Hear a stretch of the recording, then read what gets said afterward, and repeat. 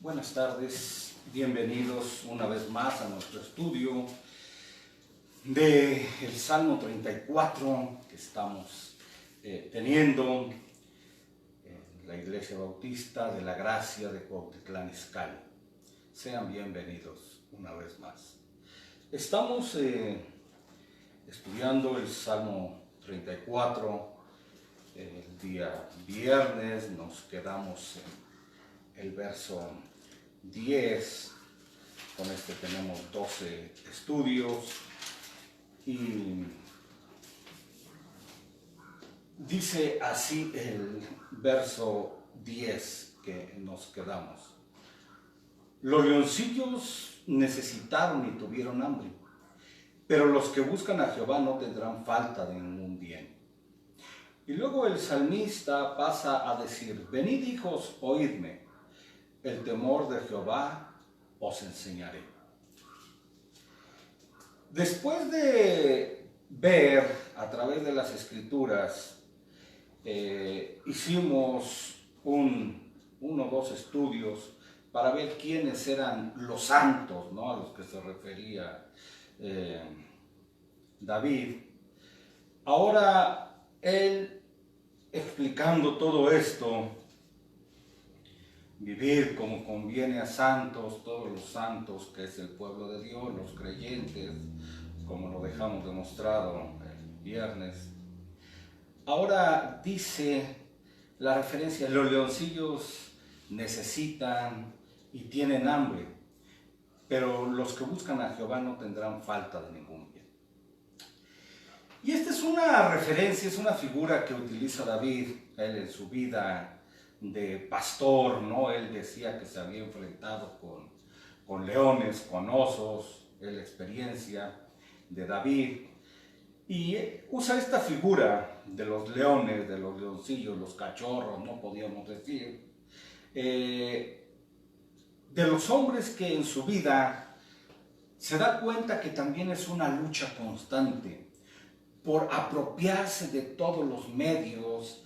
Es el deseo de tener insatisfecho de todas las cosas, ¿no?, que quieren, que codician, que desean, de todas las cosas materiales. Qué bueno sería que de esta forma se buscaran las cosas espirituales. Estamos viendo, ¿no?, haciendo referencia a los leoncillos, a los leones, y nosotros conocemos la vida animal y conocemos también este mundo que ofrece a través de la feria de las vanidades. Todas las cosas están disponibles para quien las quieran tomar, ¿no? Aún riñendo, arrebatando por medio de la fuerza, por medio de la violencia. Esta es la referencia a que hay hombres que viven una vida semejante a las fieras, a los animales salvajes, a las bestias. Es el reflejo del carácter del mundo en el que vivimos, de la vida de la mayoría de las personas. Es una competencia tremenda, una pelea constante, un deseo de tener más y de conseguir más. Pero, ¿qué es lo que vemos? Que constantemente fracasan. Nosotros los vemos, ¿no? Por eso es que dicen: los leoncillos tienen hambre. ¿Cómo es que llegan a tener hambre estas fieras?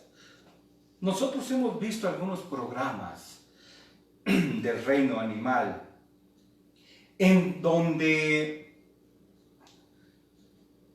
estas fieras de caza, estos animales salvajes, están cazando, ¿no?, agazapados, esperando a su presa. Pero a la vez hay otras fieras, ¿no? A veces son hienas, a veces son lobos, a veces son todo tipo de fieras, a veces hasta son buitres, águilas. ¿Y qué es lo que vemos? Que aún con toda su fiereza, cuando llegan a tomar, a cazar una presa, llegan todos los demás animales queriéndoselas quitar, les disputan el alimento, ¿no? Se los quitan, y si son más, pues los despojan en ocasiones. Esto es precisamente lo que está planteando David. A veces llegan a pasar hambre, ¿por qué? Porque son despojados aún de lo que ya creen tener, de lo que ya ganaron, ¿no? Y es la vida del hombre. Vean, ustedes vean cómo los hombres a veces también son fieros, pelean por algún bien, por algún trabajo, a veces, ¿no? Si hablamos en el sentido laboral, las gentes quieren, se arrebatan las cosas, pero al final también les son arrebatadas. No hay satisfacción o éxito total en esa forma de vida, en esa forma de ganar, ¿no? Vamos a ponerlo, en esa forma de pelear sobre sus presas, de caer. Muchas veces las pierden cuando ya lo creían ganado. Qué tremendo, ¿no? Qué frustración. Que otros iguales o más fieros que ellos, porque es la ley de la selva, precisamente, ¿no? Si ponemos este ejemplo, es la ley de la selva, es la ley de quien es más fiero, de quien es más salvaje, de quien más garras saca, de quien más violencia muestra. Pero si es la figura ahora utilizada, la llevamos a los seres humanos, que son iguales o peores de salvajes, porque el hombre maquina. Los animales lo hacen por instinto, es su instinto animal, pero el hombre es peor. ¿Por qué? Porque no solo es salvaje, no solo es fiero, sino que también tiene una mente, y entonces maquina, ¿no? Piensa, utiliza estrategias, a veces malvadas, ¿no? Pero estrategias al fin. Por eso es que digo, el hombre llega a ser peor que un animal. Y entonces está en una constante lucha. A veces lo logran, a veces no, y a veces cuando lo logran, de todos modos, son despojados. Es la vida en este mundo caído, tristemente. Hablamos de trabajos, hablamos de negocios, hablamos de proyectos, hablamos de ventas, ¿no? Están viendo a quién le compraron, en cuánto se lo dieron, por eso, no a sobre cerrado, en cuánto vendes tu producto. Quieren saber, o a veces hasta se ponen de acuerdo para ganar la licitación. Es tremendo el mundo en que vivimos. El salmista sabía de esto. El salmista ilustra de esta forma la vida. Dios proporcionando todo lo necesario a su pueblo, dice, ¿no? Los hombres que viven conforme al mundo van a pasar y van a quedar frustrados, van a tener necesidad. Pero los que buscan a Dios, los que ponen su delicia en Jehová, los que confían en Dios, dice, no tendrán falta de ningún bien. Y no es un cheque en blanco, o no es que nunca les va a faltar absolutamente nada, no. Es porque el creyente está contento y está conforme, ha aprendido, como decía Pablo, a tener abundancia y a tener necesidad. Es una de las cosas que los creyentes han aprendido. Por lo tanto, están contentos con lo que Dios les da, y de esta forma, de esta manera, los que buscan a Jehová no tienen falta de ningún bien. Saben disfrutar, saben vivir bien cuando hay abundancia, pero no se echan a llorar, ni a lamentar, ni a clamar cuando las cosas cambian. No, han aprendido a depender totalmente de Dios. Y Dios, que es misericordioso, Dios que es compasivo con sus hijos, con su pueblo, que ha prometido estar con ellos en todo momento, entonces por supuesto que en los momentos de necesidad también suple sus necesidades. David era un hombre que había comprobado esto. Y lo estaba comprobando porque Dios había suplido la necesidad no solo de él, sino de sus 400 hombres. Vean, ¿cuánto necesitaba para alimentar a esos 400? ¿Cuánto se necesita? Demasiado. Pero Dios suple las necesidades. Entonces, Dios suple lo necesario para su pueblo, sus deseos, sus anhelos.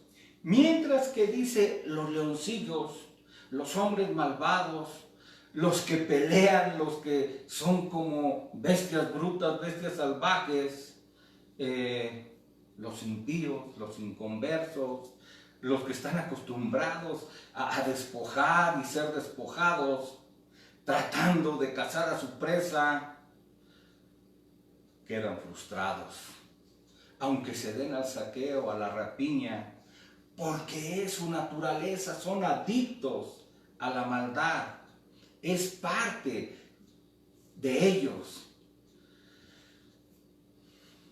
Quedan con hambre, pasan necesidades, pasan privaciones, pero vuelvo a decir el contraste: los hombres de Dios, los justos, depositan sus preocupaciones en Dios, confían totalmente y esperan en su bondad, en su generosidad paternal, viven tranquilos y son hombres pacíficos.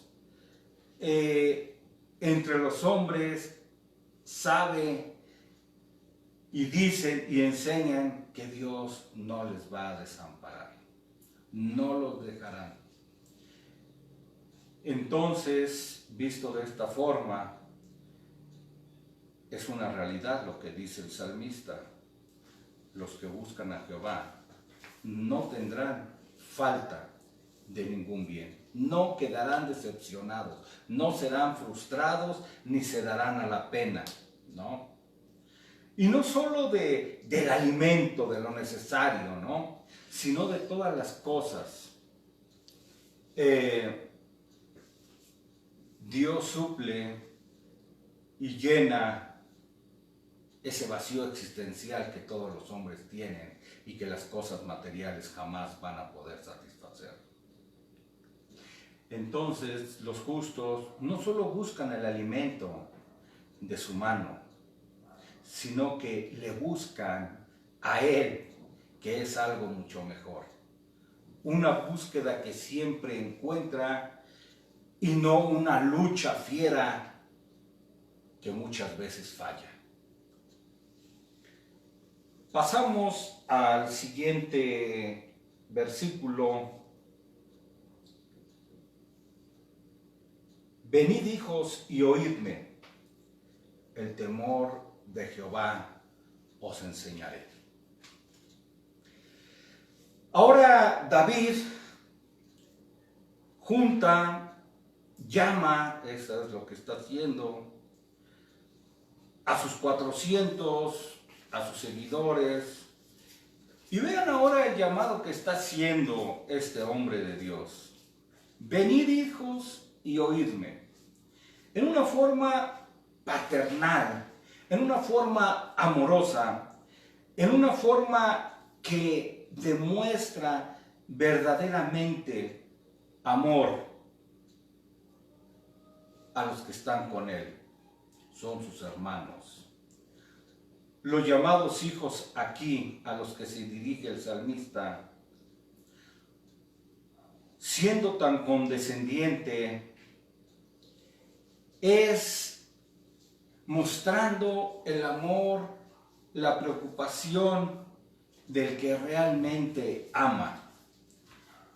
Es la misma forma en que el apóstol Pablo trató a su hijo Timoteo. Todos sabemos que no era su hijo de sangre, pero es una forma, ¿no?, de demostrar unión, de demostrar amor, de demostrar cariño, como el de un padre a un hijo.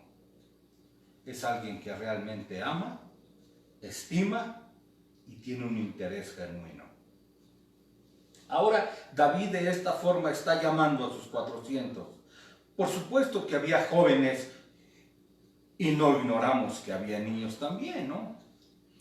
Pero veamos, David es más que un maestro, es más que un guía. En este momento él se está erigiendo como un padre, dirigiéndose a los hijos.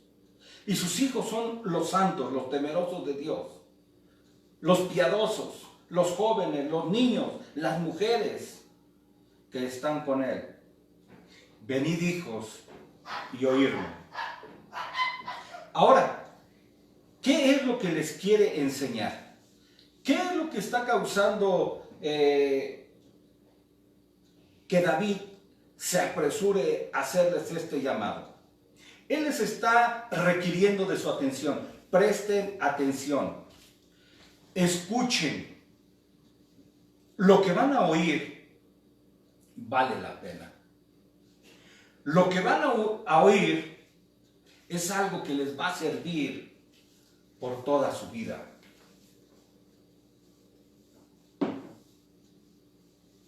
El llamado que les está haciendo a prestar atención lo requiere, porque la enseñanza vale la pena. Podemos ver que David no convocó al pueblo a aprender a tocar el arpa. Sabemos que David era un músico, ¿no? El cantor es conocido en la escritura, pero no los convocó a aprender a tocar el arpa, aunque él era músico. Siendo un buen estadista, tampoco se preocupó por enseñarles ciencias políticas, ¿no? Capacitarlos en un buen gobierno para hacerlos unos buenos ciudadanos. Tampoco. Era un excelente guerrero, pero no vemos convocando al pueblo para enseñarles las artes de la guerra, a manejar bien el arco, a disparar bien la flecha, a ser diestros con la espada ni con los escudos. Vean, aunque suponemos que era necesario. ¿Por qué? Por la situación en la que estaban, ¿no? Estaban siendo perseguidos, entonces presuponemos que necesitaban defenderse. Pero no era lo principal ni lo primordial en ese momento. Ni las artes, ni las ciencias, ni el arte de guerra. Vean, aunque David era un hombre que siempre estaba a la vanguardia, él buscó, vean, él buscó y él vio lo que todo mundo le era necesario, lo que era de más provecho. Podemos decir lo que hoy en día se conoce como prioridad, lo de más importancia, lo prioritario, lo inmediato. Pero vean, ¿qué es lo primordial, lo urgente, lo básico y lo más necesario que vio David que tenía que enseñar? Venid a escuchar, venid a oír. ¿Y qué es lo que les iba a enseñar? Vean, el temor de Jehová.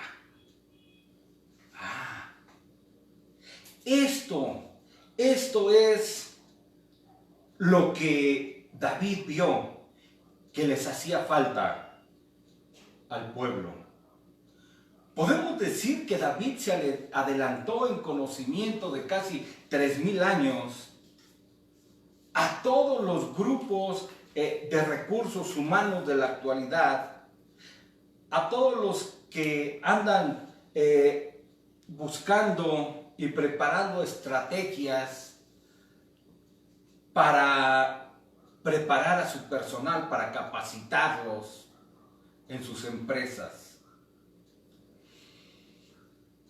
Hay muchísimas empresas que invierten conocimientos, recursos, dinero en capacitar a su personal y al final quedan decepcionados porque no cumplieron el propósito, porque fallaron, porque si bien les transmiten conocimientos, ideas, adolecen de algo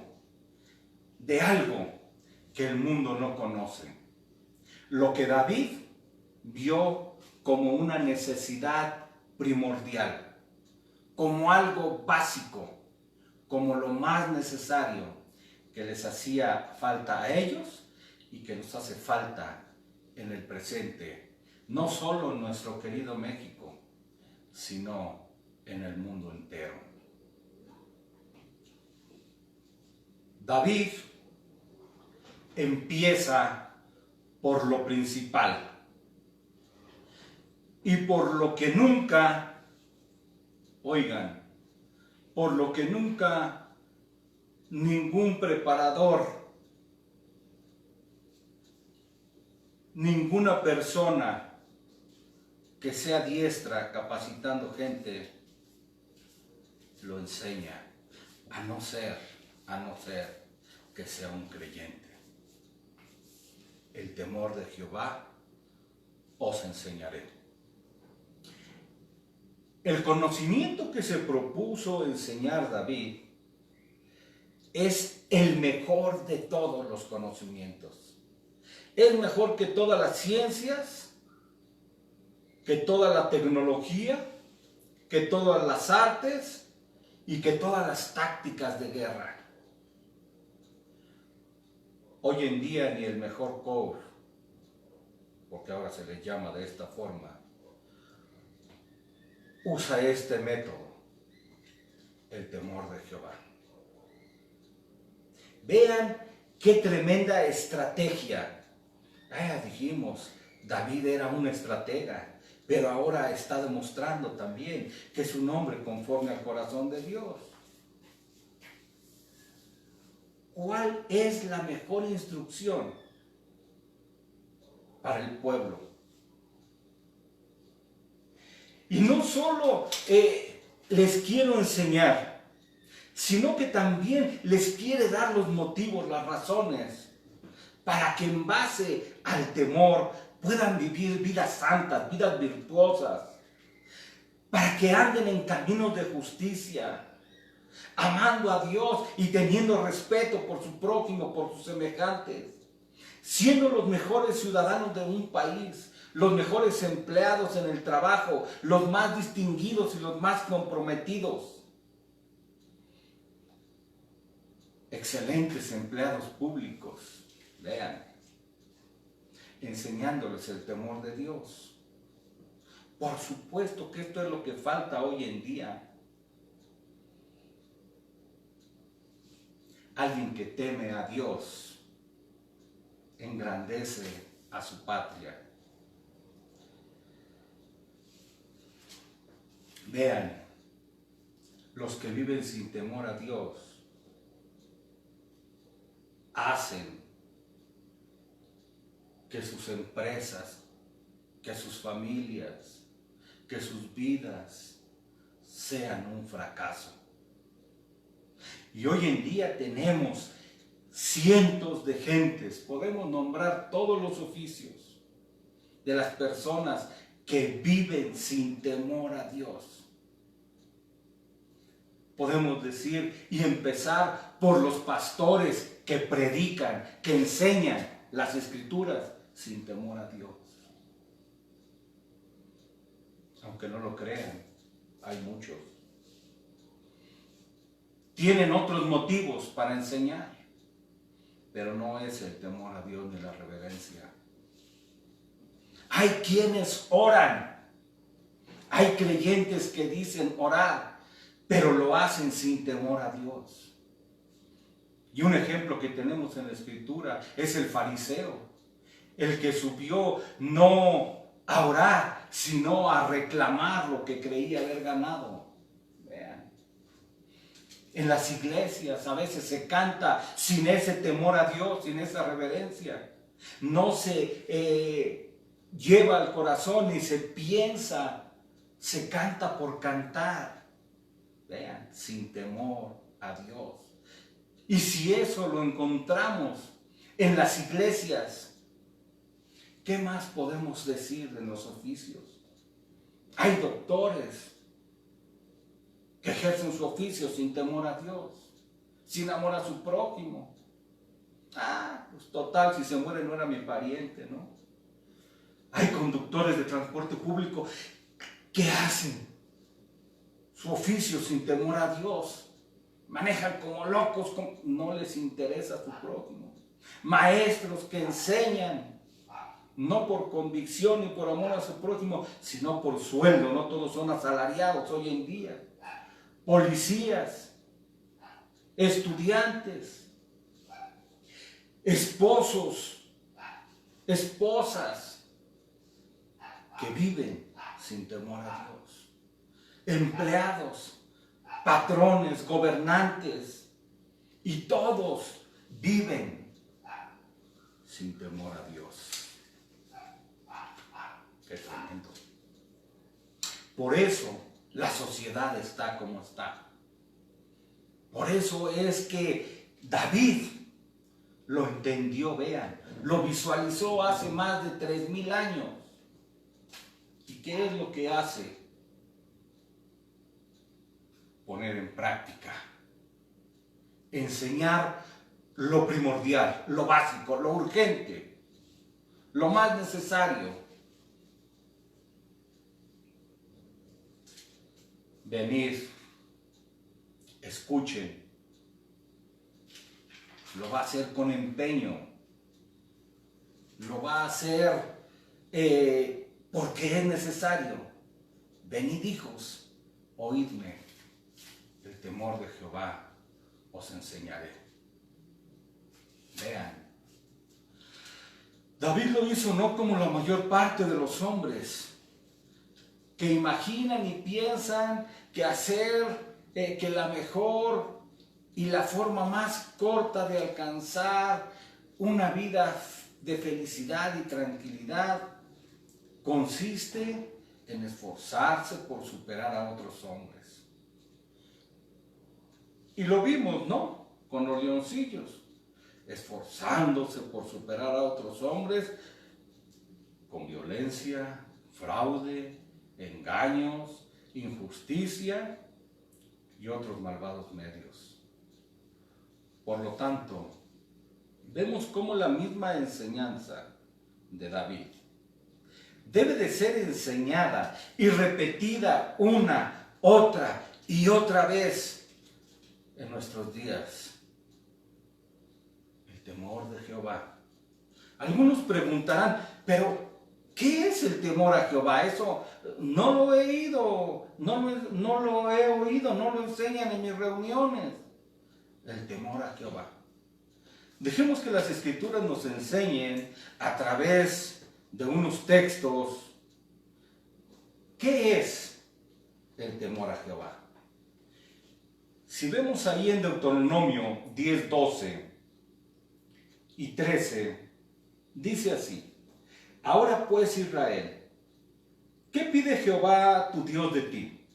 Sino que temas a Jehová tu Dios, que andes en todos sus caminos y que lo ames, y sirvas a Jehová tu Dios con todo tu corazón, con toda tu alma, que guardes los mandamientos de Jehová y sus estatutos que yo te prescribo hoy, para que hayas bien.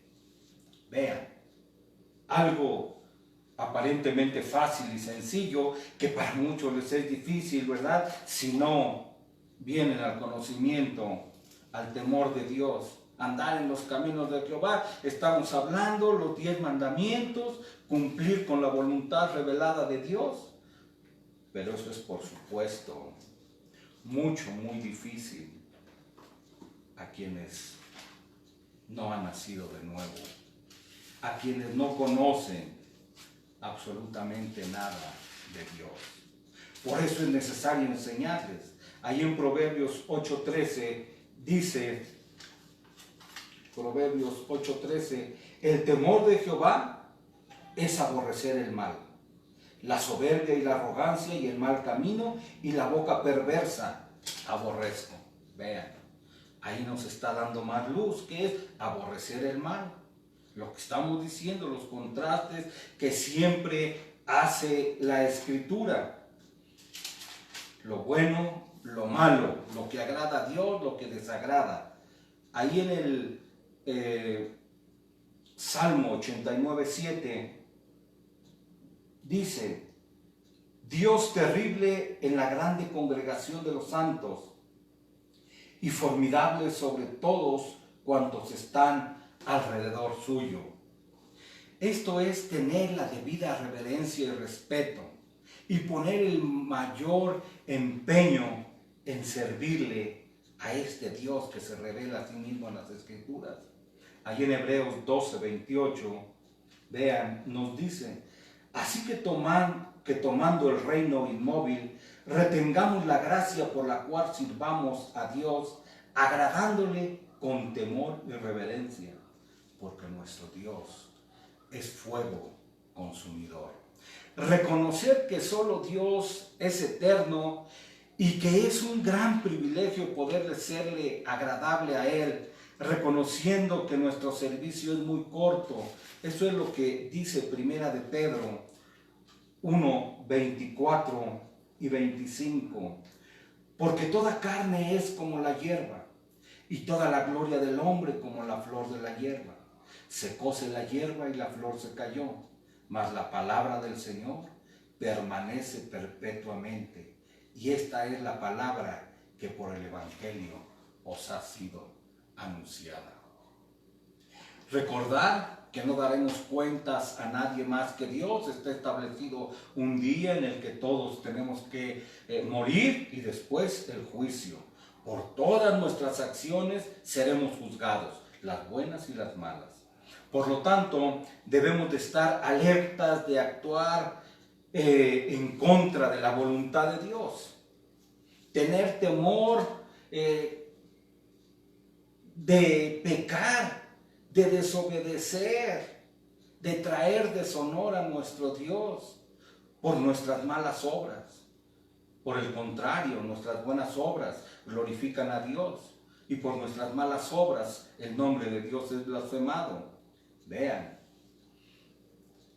y amarlo con todo nuestro corazón, con toda nuestra alma, con todas nuestras fuerzas, guardar sus mandamientos, eso es el temor a Dios. El principio de la sabiduría es el temor a Jehová y el apartarse del mal es la inteligencia. Oremos. Padre nuestro que estás en el cielo, te damos las gracias una vez más por que nos has hablado a través de tu palabra. Cosas sencillas que todos podemos entender, pero que solamente por tu gracia y con tu ayuda podemos hacer. Porque no es el conocimiento intelectual, no es el conocer tu palabra, sino el hacerla y ponerla por obra. Por ello pedimos tu gracia, para que muchas personas puedan ser alcanzados, puedan ser convencidos por tu propia voz. Pedimos esa gracia para todas las personas que han estado siguiendo estos estudios y para otras, Señor, que tú también tienes en mente alcanzar. Gracias por permitirnos utilizar bien el tiempo. Gracias por todas las cosas que tú estás haciendo en nuestro querido México. Gracias, ahora podemos dar también, aún por esta situación que nos obligó, que nos vimos obligados por la pandemia, pero que de aparentes malas cosas han salido por tu gracia buenas cosas, como es la predicación de tu palabra. Pedimos y seguimos pidiendo por nuestro querido México. Seguimos pidiendo por un avivamiento. Pedimos que muchas gentes sean alcanzadas, sean transformadas, que vivan vidas santas que te glorifiquen. Pedimos, Señor, tu gracia para ellos. Pedimos por todos los creyentes que desde sus trincheras, en sus casas, estén orando, estén pidiendo. Por todas las iglesias hermanas de diferentes lugares de nuestro país y aún fuera de nuestro querido México. Los ponemos en tus manos y pedimos que también se unan juntamente con nosotros a pedir lo mismo. Te damos las gracias por este tiempo y bendecimos tu nombre en todo y por todo. Te agradecemos todo esto, Señor, en el nombre de Jesucristo, tu Hijo. Amén. Gracias una vez más por su atención y les seguimos invitando para los estudios y los días domingos las predicaciones a las 12 del día. Hasta luego.